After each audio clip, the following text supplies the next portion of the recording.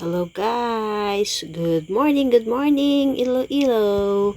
Okay, nandito ako ngayon sa Times Square.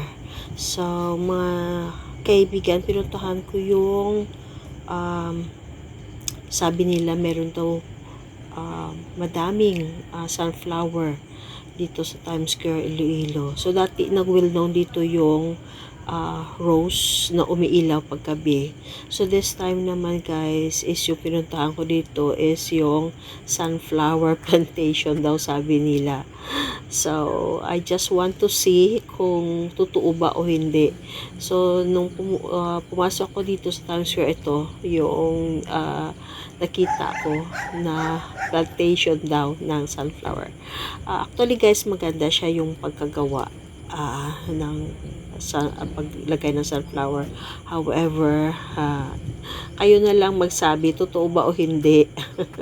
Makita yun naman sa mga dalawa yung mata kung totoo yung sunflower na nandito ngayon sa Times Square dito sa Iloilo. So, this is located Diversion, Mandurriao, Iloilo City. So, come and see the flowers here in Times Square, Iloilo.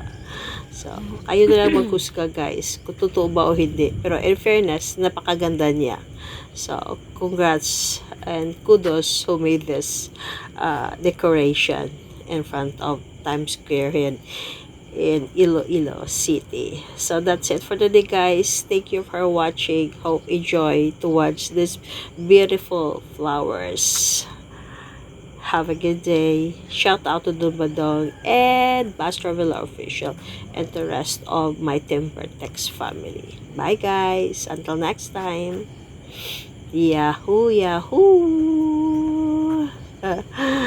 May madidig ka pang tahol ng aso kasi it's really early in the morning at around 6 a.m. Bye! Love you all!